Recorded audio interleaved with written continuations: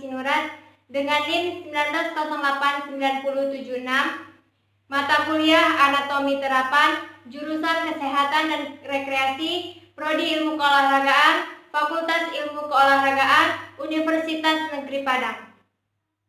Baik, materi yang pertama yang saya jelaskan dari pertemuan 9 yaitu tentang susunan saraf pusat dan susunan saraf tepi. Yang pertama saya akan menjelaskan tentang susunan saraf pusat. Susunan saraf pusat ini mengatur seluruh kegiatan tubuh. Otak dan sumsum tulang belakang merupakan pusat dari seluruh sistem saraf manusia. Yang pertama ada otak. Otak merupakan saraf yang paling utama yang terletak di dalam rongga tengkorak.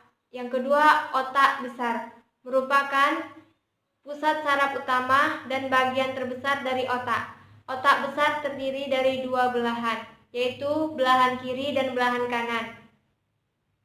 Yang ketiga, otak kecil merupakan pusat pengaturan, keseimbangan, dan mengkoordinasi otot-otot saat kita akan melakukan gerakan.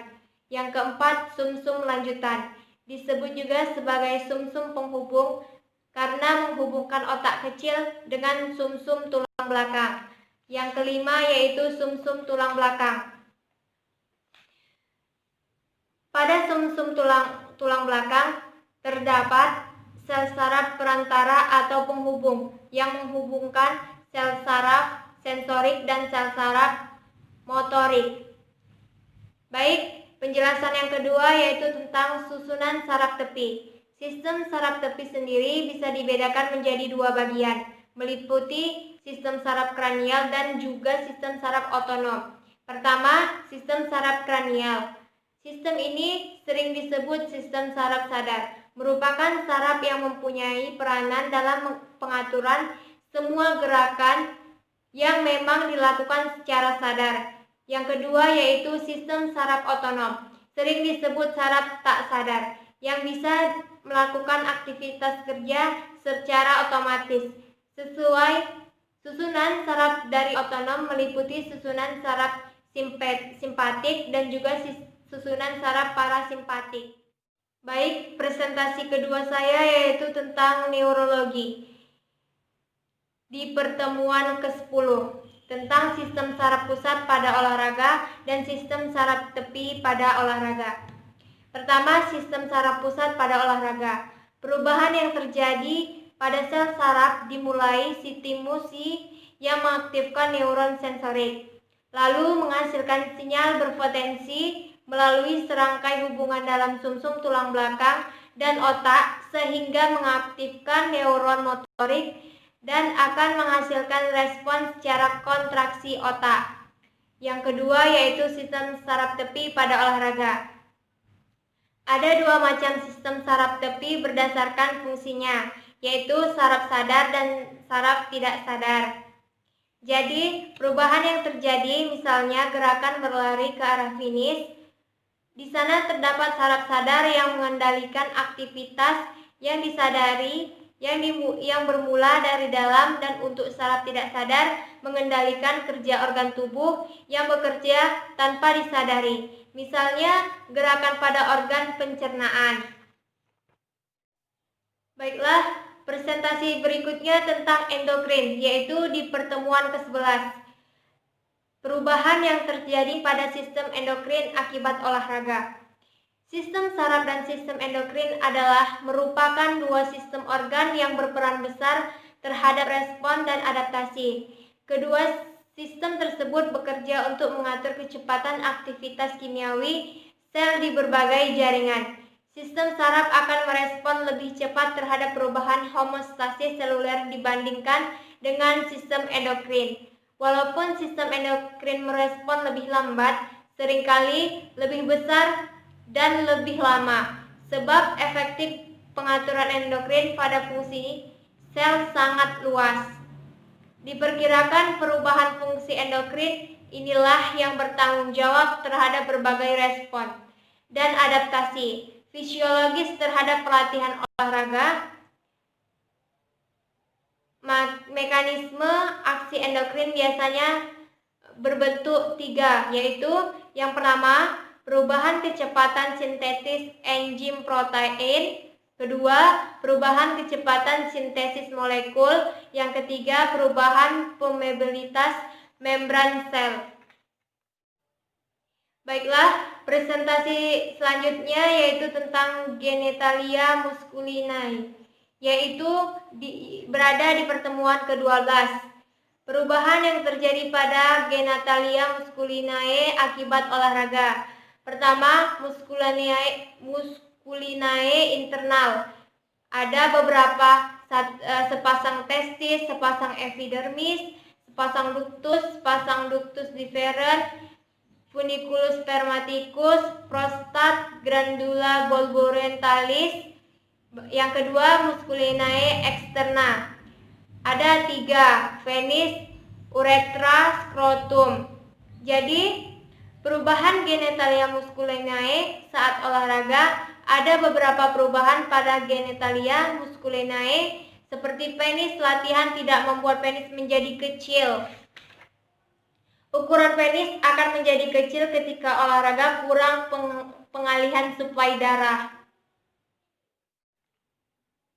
Baiklah, presentasi yang selanjutnya tentang genitalia femininae, yaitu berada di pertemuan ke-13. Perubahan yang terjadi pada genitalia femininae akibat olahraga.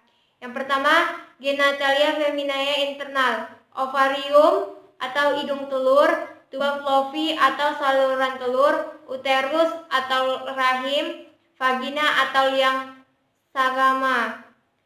Kedua, genitalia familiae externa. Ada pudendum feminium, klitoris, uretrus.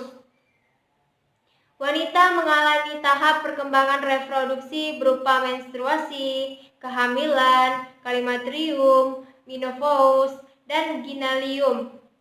Olahraga dengan intensitas sedang dianjurkan untuk mendukung fisiologi reproduksi wanita. Sedangkan dengan intensitas tinggi akan menghambat fisiologi reproduksi wanita. Baiklah, selanjutnya presentasi tentang hematologi di pertemuan ke-14. Pertama, struktur anatomi dari eritrosit atau sel darah merah, yaitu terbentuk lempeng bikonkaf yang merupakan sel gepeng berbentuk piring yang di bagian tengah kedua sisinya mencekung, seperti sebuah donat dengan bagian tengah menggepeng bukan berlubang, dengan diameter 8 mikrometer, tepi luar tebalnya 2 mikrometer, dan bagian tengahnya 1 mikrometer. Yang kedua, struktur anatomi dari leukosit atau sel darah putih. Leukosit terbagi menjadi 2, granulosit dan agranulosit. Dinamakan granulosit karena terdapat granul di sitoplasma. Sedangkan agranulosit karena tidak memiliki granul di sitoplasma. Granulosit, ada 3 sel granulosit. Pertama, neutrofil, eosinofil, basofil. Yang kedua yaitu tentang agranulosit. Ada 2 sel agranulosit. Limfosit atau yang menghasilkan antibodi. Yang kedua monosit. Fungsi utama sel darah putih adalah sebagai sistem imun atau pertahanan tubuh dari benda asing yang masuk. Yang ketiga yaitu struktur anatomi dari trombosit. Trombosit berukuran sekitar 1 hingga 4 mikron. Sel-selnya berbentuk seperti cakram dan trombosit tidak memiliki inti sel. Meskipun tidak memiliki nukleus, trombosit masih dapat melakukan sintesis protein karena mereka memiliki kandungan RNA di sitoplasma mereka. Diameter sel berkisar antara 2 sampai 3 mikron. Trombosit memiliki sistem membran 3 lapis atau triminar dan sistem membran dengan ruang. Membran ini bertindak sebagai pelat pelindung terhadap lingkungannya di luar sel. Membran trombosit ini kaya akan fosfolipid yang membantu membekukan darah.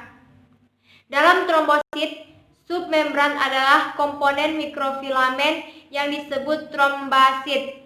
Komponen ini memiliki fungsi seperti aktomiosin yang berperan dalam kontraksi otot. Yang kedua yaitu tentang struktur anatomi dari darah dalam olahraga. Pada saat melakukan olahraga, terjadi peningkatan darah sistolik sebesar 20 per tekanan darah distolik sebagai besar 184,8% tidak mengalami perubahan. Presentasi saya yang terakhir di pertemuan ke-15 yaitu tentang panca indera. Perubahan anatomi pada alat indera mata dan telinga akibat olahraga. Pertama, saya akan menjelaskan tentang perubahan anatomi pada alat indera mata akibat olahraga. Olahraga ringan dapat meningkatkan korteks visual, yaitu menerima dan proses informasi visual dari mata. Aktivitas dapat meningkatkan kemampuan korteks visual untuk menghambat penglihatan.